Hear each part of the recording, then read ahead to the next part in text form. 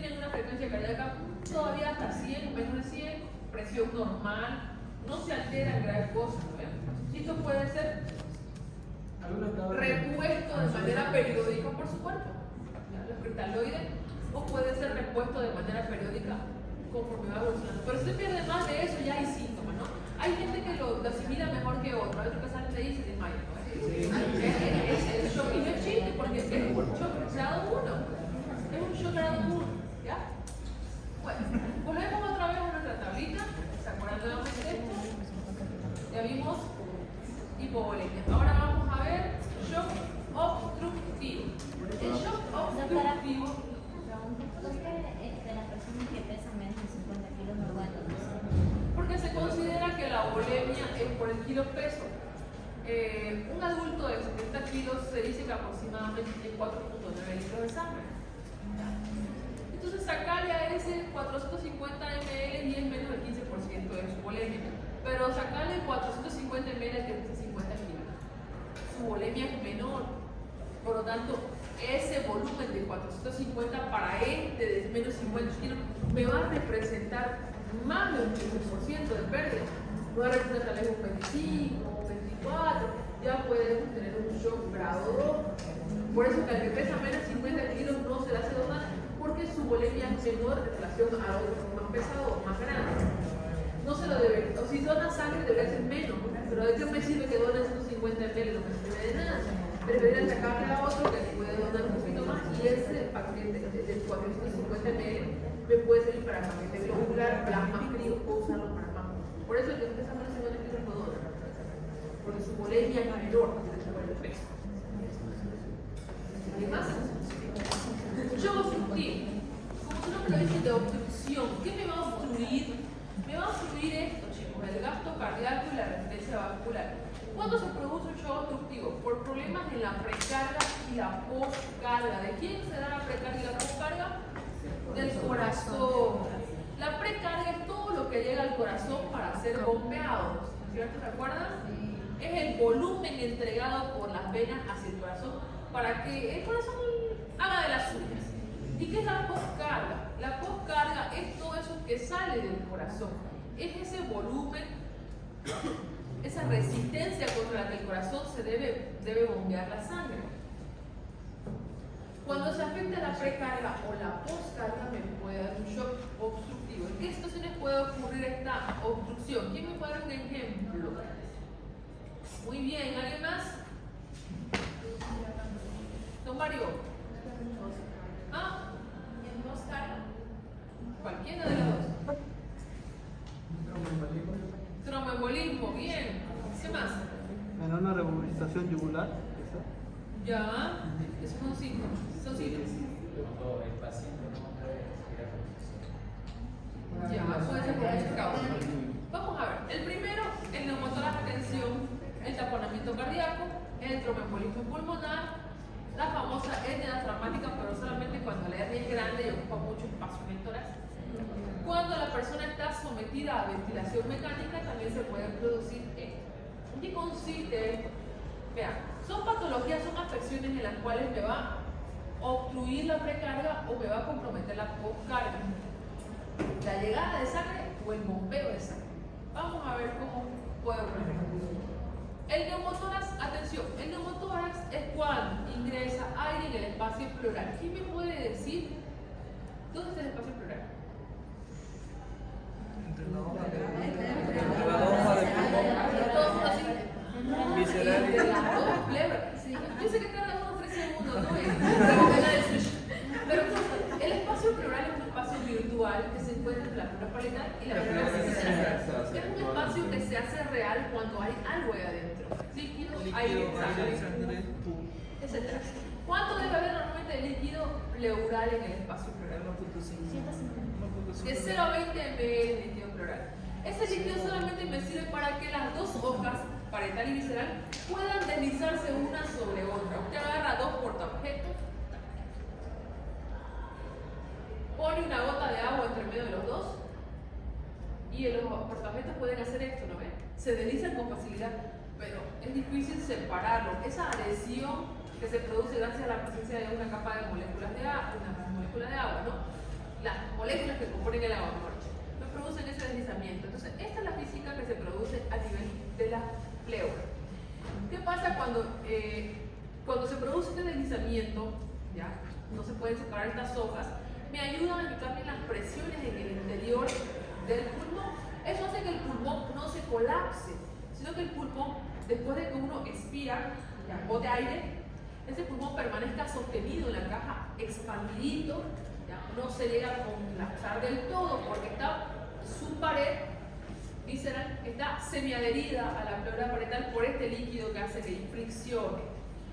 Ahora, aquí entre medio de estas dos solamente hay ese líquido pleural, pero sin embargo el hecho de que esté ese líquido ahí y que cambien las presiones del pulmón hace que aquí adentro haya una presión negativa dentro de este espacio pleural. Esa presión negativa es de menos 1 atmósfera. Sin embargo, en el medio externo la presión es de 0 atmósferas. Uy, me estoy matando. Mis chicas me dejaron sin marcador hoy día. Ay, quiero un marcador, por favor. Ninguna de estas es un marcador. Gracias. Entonces, esta es la pleura visceral que recubre al pulmón. Aquí tengo yo la pleura parietal. Se deslizan una sobre otra, ¿no ves? Pero en este lugar tenemos una presión de menos 1 atmósfera. La parrilla costal, todo el cuerpito, aquí está el tritiano. Aquí, sin embargo, en el aire, en el medio externo, yo voy a tener una presión de 0 atmósferas. Si yo hago una escala de números enteros, 1, 2, 3, y hago menos 1, menos 2, y la presión dentro de la pleura es menos 1 atmósfera, aquí, y la presión en el medio externo es de 0, ¿cuál es mayor? El 0. De aquí para acá es menor y de aquí para acá es mayor. La ley de Boyle de los gases dice que el aire va de un lugar de mayor presión a un lugar de menor presión. Entonces el aire aquí se va a mover de un lugar donde hay mayor presión hacia un lugar donde hay menor presión. Si se produce una solución de continuidad, es decir, una herida, una disrupción de la pared a cualquier nivel, ¿ya? El aire va a ingresar hasta este lugar que es menos 1, hasta que se equiparen las dos presiones. ¿Ves? La ley de Boyle dice que el aire va de un lugar de menor presión hacia un lugar de mayor presión, hasta que se igualan las presiones. Entonces va a entrar aire aquí hasta que sea 0 igual que en el ambiente. ¿Por qué están allá? Cuando hay cualquier cosa que me produzca destrucción de la pared, herida, trauma por arma blanca, trauma por arma de fuego, cualquier cosa que me produzca una lesión, el aire va a entrar y va a entrar hasta que aquí se vuelva la presión 0. Pero para que la presión se vuelva a 0 va a entrar bastante aire, mucho aire. Me va a colapsar el pulmoncito. Y luego vamos a tener equiparadas las presiones y ya no va a entrar ni salir más aire. Pero también es que va a pasar con este pulmón, no se va a expandir como normalmente lo hacía porque tiene un tejido conectivo que es muy fibroso elástico, ¿no ves? Entonces ya no va a poder ejercer fuerza porque es delicada las paredes, son delgados el tejido, no va a poder ejercer fuerza sobre esta presión para vencerla, por eso queda colapsado.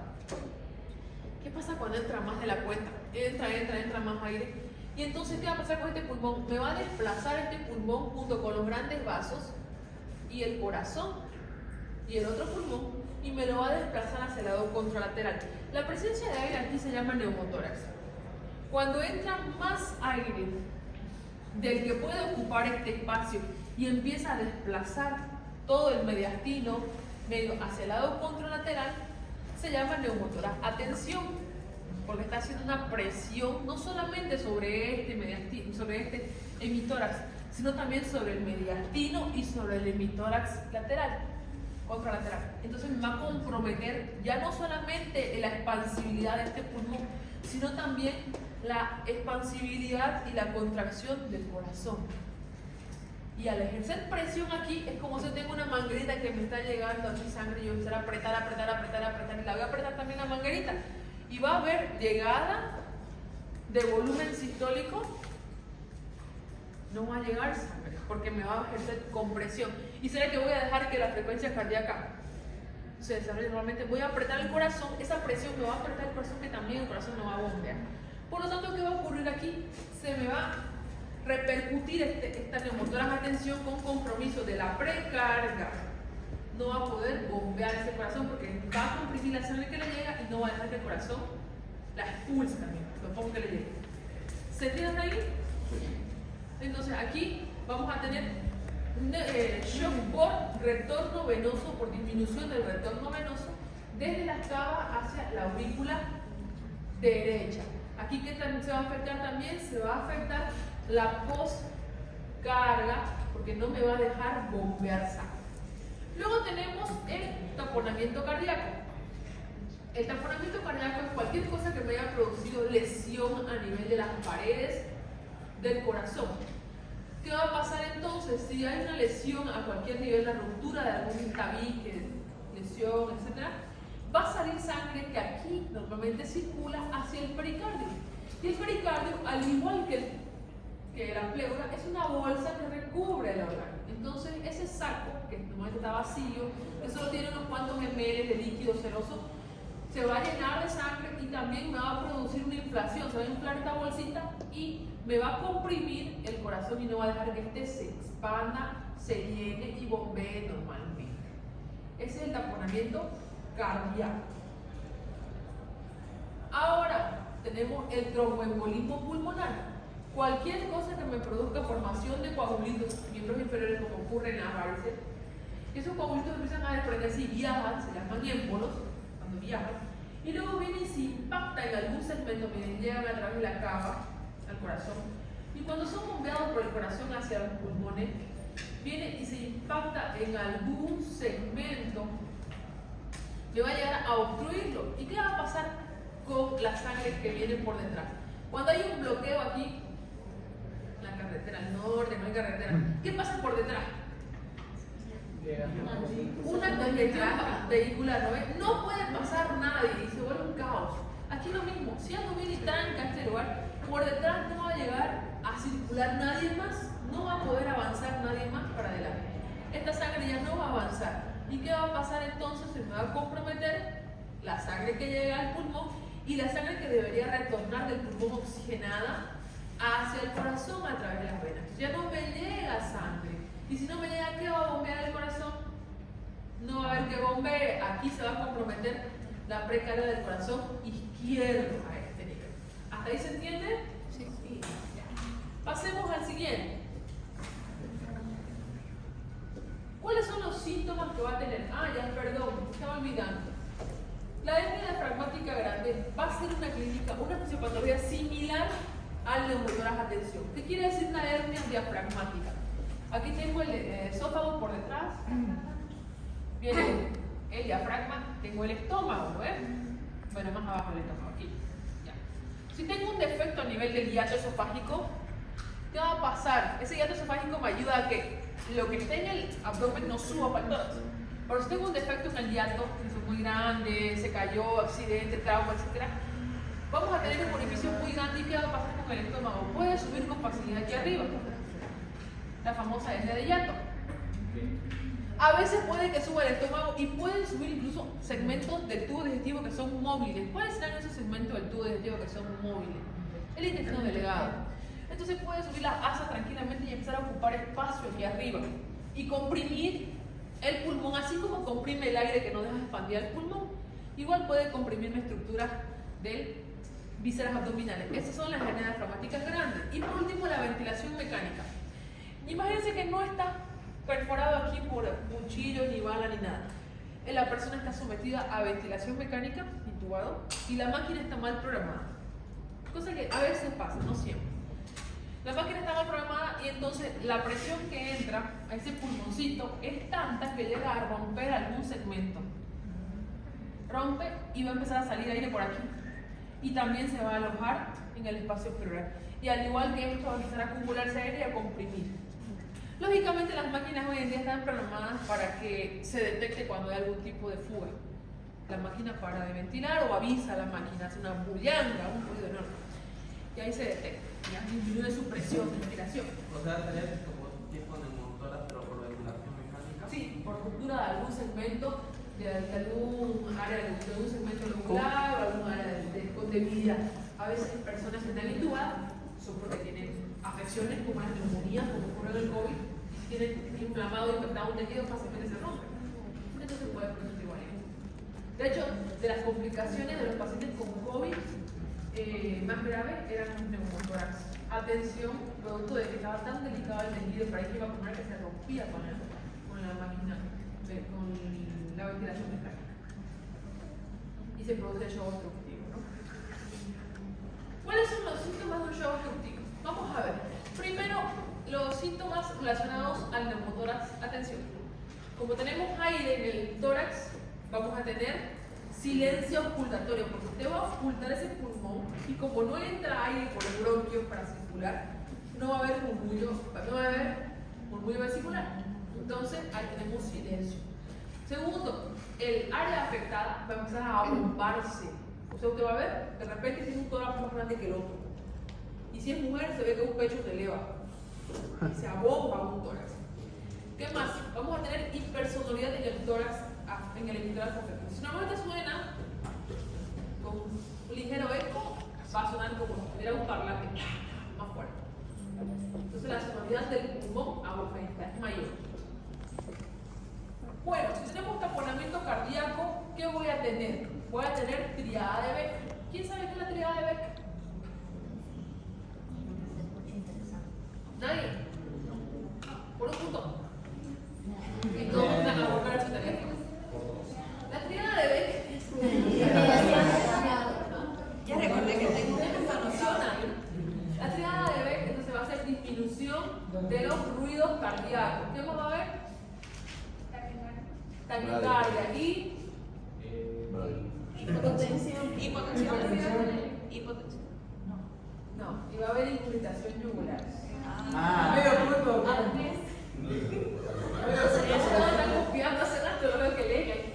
Bueno, como tenemos el corazón con el pericardio cargado de sangre lleno, entonces va a producirse resistencia a la sangre que llega de las venas del cuello, de las venas cava. Y entonces, ¿qué va a pasar? Todo por arriba se congestiona, ¿ves? Como los bloqueos. Y van a empezar a brotar las venas del cuello. Se dibujan bien las venas del cuello. Bueno, ahí vemos que la triada de Beck es irritación yugular, taquicardia y disminución de los ruidos cardíacos.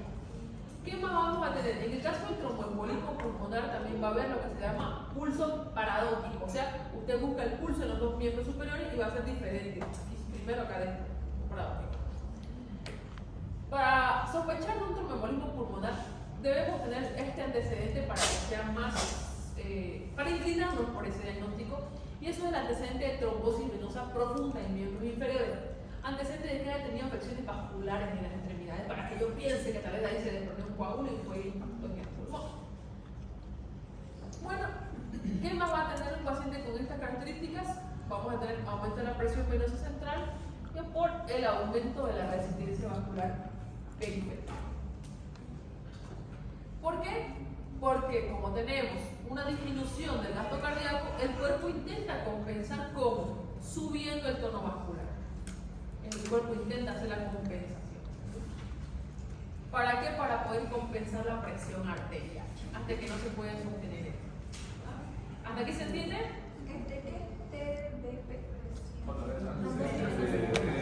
Trombosis venosa profunda.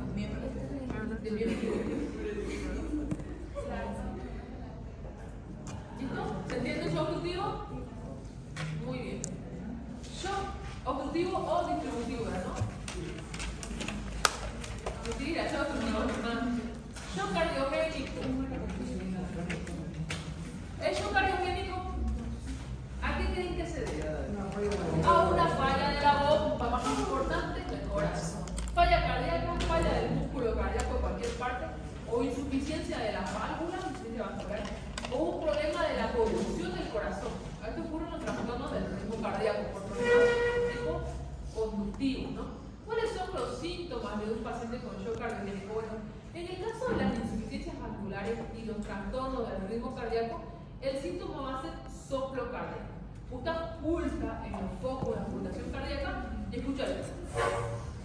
En cualquier parte del ciclo cardíaco, entre la sístole y la diástole suena lup, lup, lup, lup. O puede sonar después de la diástole, lup, lup, lup, lup. O antes de la diástole, lup, lup, lup, lup, lup, lup.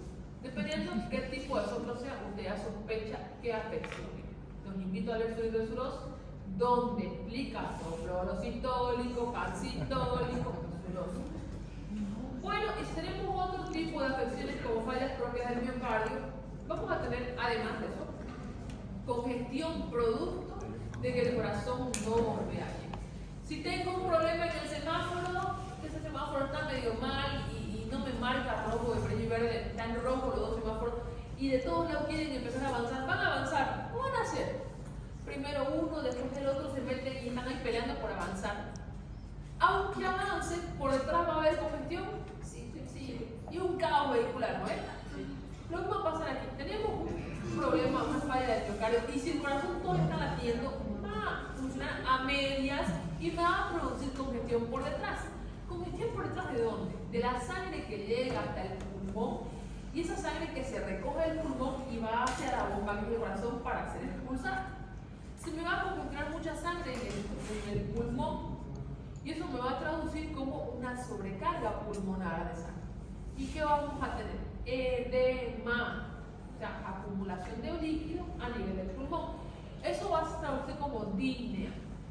¿Vieron la gente que está otra vez, por ejemplo, el COVID? La gente que tiene COVID tenía disnea, que es sensación de falta de aire. Mete aire, pero como tenemos dentro de esos alveolitos, tenemos líquido, porque la presión de la sangre arterial aquí, venosa, no se está recogiendo la misma sangre que llega, se empieza a acumular moléculas y empieza a acumularse líquido. Entonces el oxígeno que entra no produce buen intercambio porque tiene una gotita de agua, digamos, un poquito de agua aquí, y esta agua me funciona como un problema para que difunda, porque un alveolo sano solamente va a tener una capa de células. Y el oxígeno va a pasar tranquilamente por aquí y va a intercambiar por dióxido de carbono, ¿no? Pero si tengo agua, no va a pasar el oxígeno otra vez de esa agua. Por eso es que se produce hipoxia y disnea. Y la persona va a tener sensación de falta de aire porque aunque entre aire, no va a haber buen intercambio por esta congestión que se produce en el pulmonar. ¿Qué más voy a tener? Ese líquido va a empezar a movilizarse.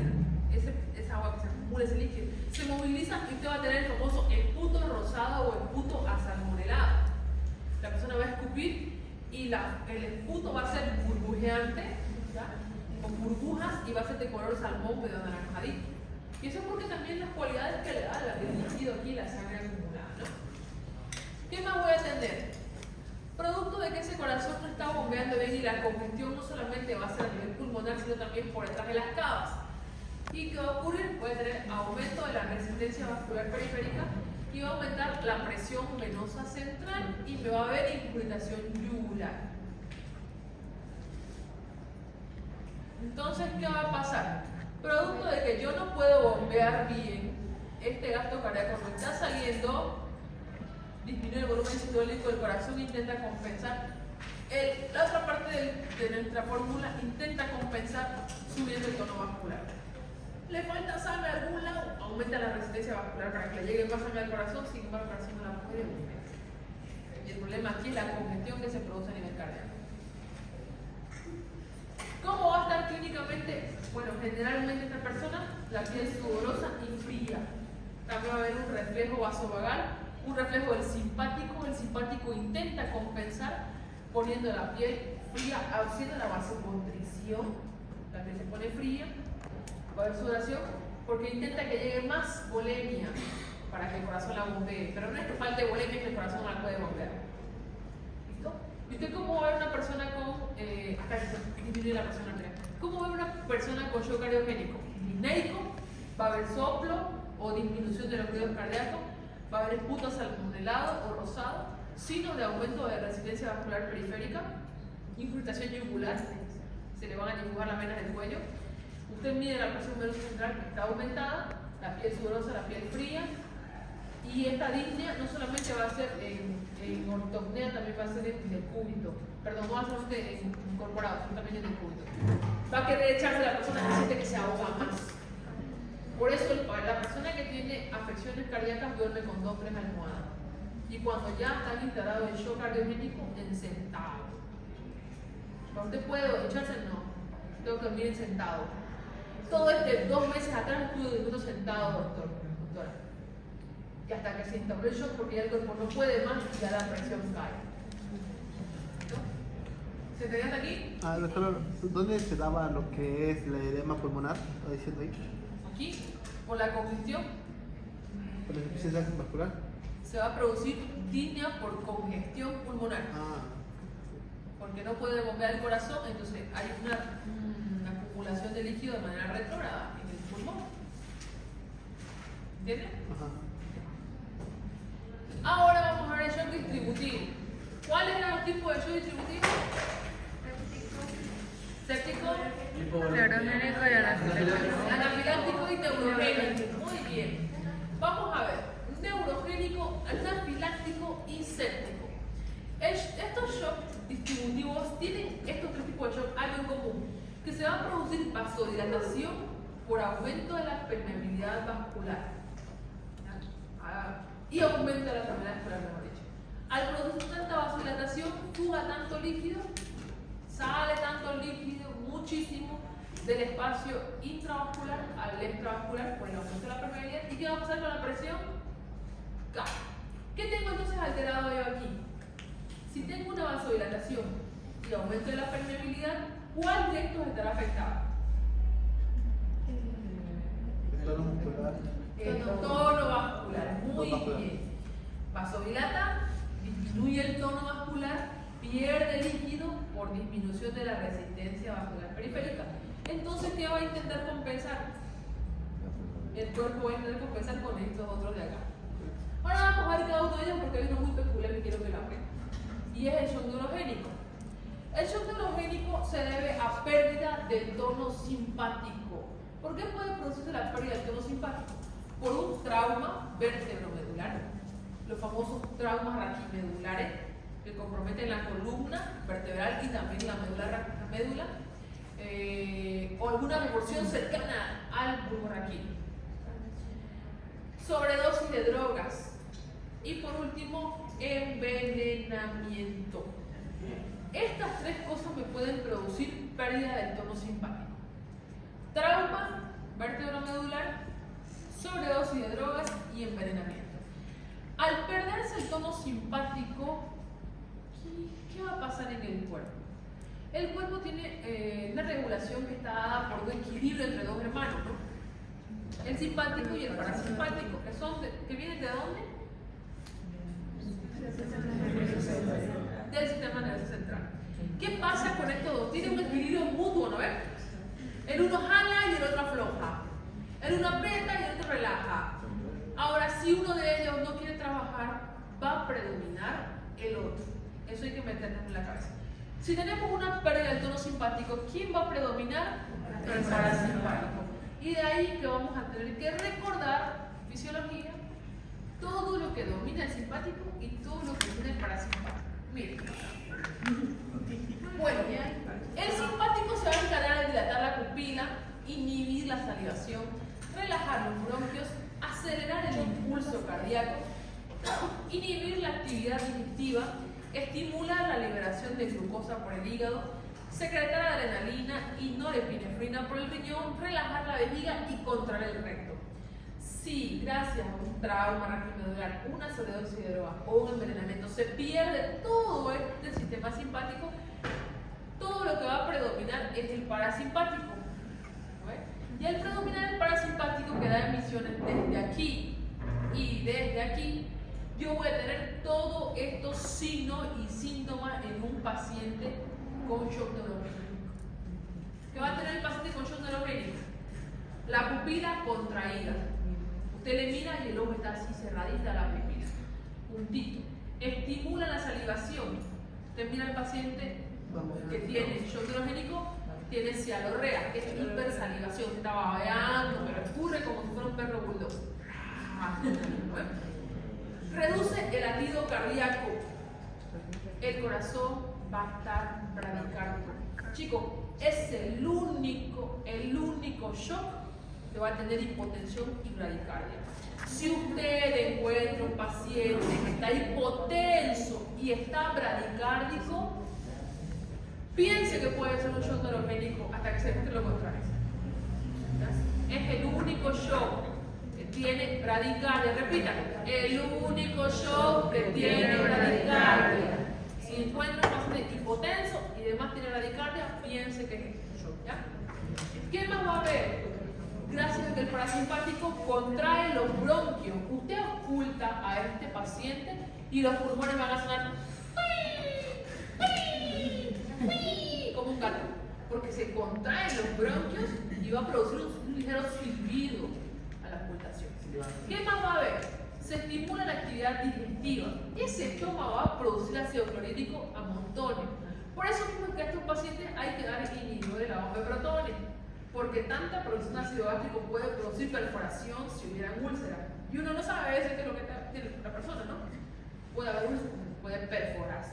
Por lo tanto, hay que tener cuidado con esta actividad digestiva exagerada que puede tener la persona con shock neurogénico.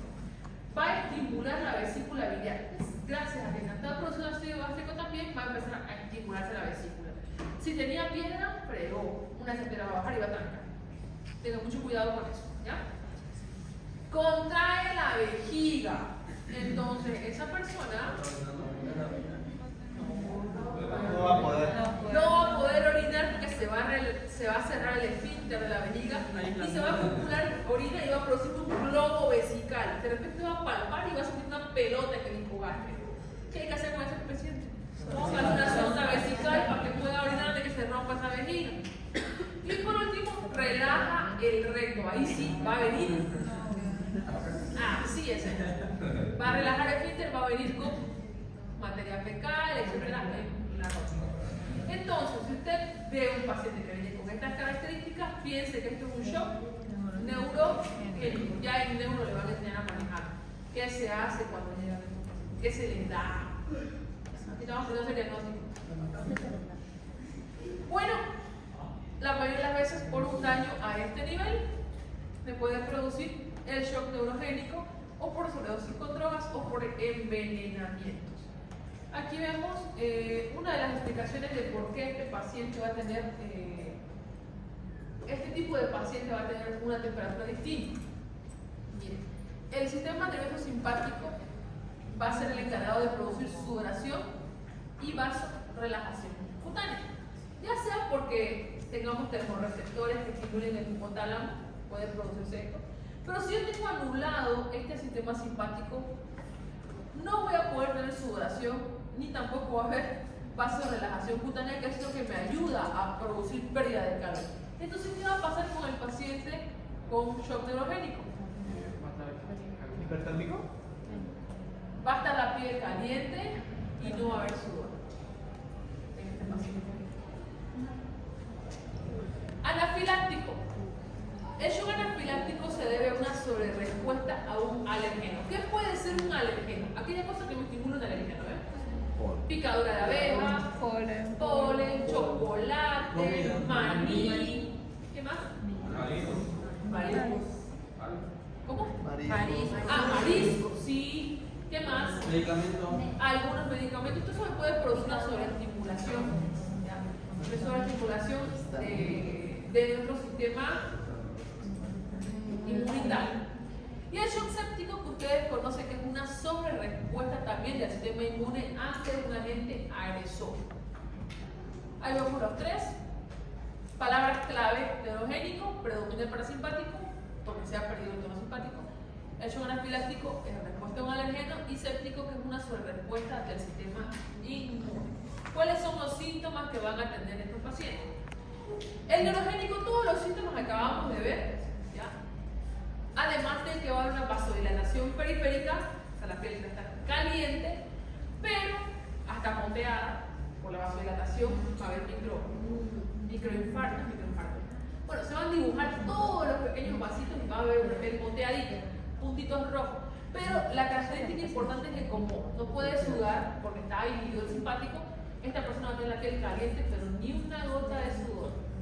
Usted lo ve a la persona caliente, rojita, moteada, lo toca seco. Ni una gota de sudor. Vamos a tener entonces aquí hipotensión arterial sin taquicardia o sin vasoconstricción cutánea. Vimos que el patognomónico de todos los tipos de shock era que tenía taquicardia, tenía hipotensión y además tenía la piel fría y sudorosa, ¿no ven? Pero como aquí está inhibido el simpático, al contrario de todos los demás shock, vamos a tener hipotensión, bradicardia, piel caliente y no hay sudor. Todos los demás tienen piel fría y sudorosa. Aquí lo contrario. Es el único shock, por eso es bien peculiar el shock. Y también es difícil de diagnosticar, ¿ya? Porque no todos estudian como ustedes han estudiado hoy día. Anafiláctico. El shock anafiláctico, ¿qué voy a tener? Extravasación de líquido, producto de la sobrerespuesta inflamatoria del alérgeno, y voy a tener una constricción del músculo liso. ¿Dónde hay músculo liso? Tubo digestivo, ¿qué más? Bronquios, ¿qué más?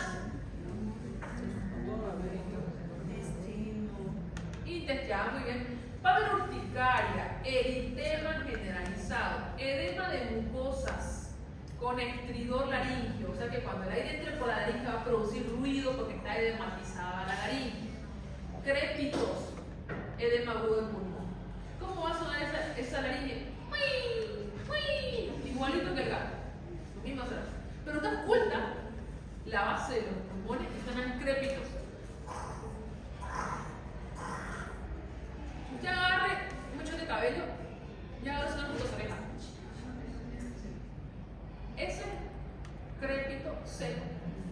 Agarre una bolsita y hágala prisionar igual en las orejas. Ese es el crépito húmedo. ¿Cómo van a escuchar a este paciente con crépitos húmedos? Como si flotara una bolsa entre los dos dedos. Así dice el libro, flotar una bolsa. Y el edema agudo del pulmón, la línea característica que hemos visto hace un momento del edema agudo del pulmón. ¿Qué más vamos a tener? Como hay una estimulación del músculo liso, puede haber diarrea y puede haber vómitos también. Usted mira a la persona y mire, va a haber urticaria, mire esa espalda, edema de la boca, la lengua, la faringe. Usted ve la glotis, esta es una glotis normal, pero cuando se edematiza, miren cómo se cierra. Por eso es que este tipo de pacientes hay que asegurar la vía aérea pronto. Si usted no tiene acceso a dar antialérgico, adrenalina, todo lo que damos para poder revertir un cuadro de esto, hay que intubarlo pronto porque se va a cerrar la epiglotis y no va a haber poder humano que haga que introduzca oxígeno allá. Y a veces así lo intuba el paciente, no se consigue oxigenar si es que se produce edema instaurado en los bronquios terminales. Se dematizan también los alvéolos y después, como fuga líquido por todos lados, se dematiza todo. ¿Cómo va a oxigenarse? Aunque lo intuben, a veces no se puede oxigenar. Por eso es que también esto representa una gran emergencia que hay que revertirla rápido, ¿ya? En emergencia le van a enseñar a revertir estos cuadros. Vemos la carita, miren cómo se hincha, los ojos rojos, la cara se va notando y la persona se va sintiendo, te va con la garganta y empieza a fatigarse, ¿no? Porque no puede meter aire, no puede ventilar apropiadamente. Ya la persona que es alérgica se da cuenta y avisa, o si no es alérgica, va notando algo raro en su ventilación.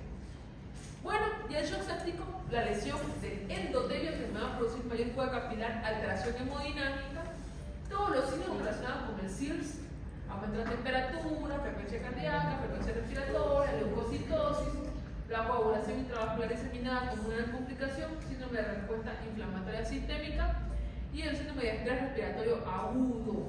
¿Ya? Ya ustedes conocen la falla orgánica que se va produciendo en el shock séptico. ¿Se entiende aquí?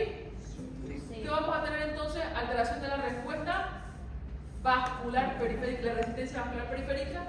Va a intentar el cuerpo compensar por gasto cardíaco, pero cuando ya no pueda más, va a empezar a entrarse la hipotensión. Y esta es la única situación en que va a haber bradicardia con hipotensión. ¿Alguna pregunta, señores?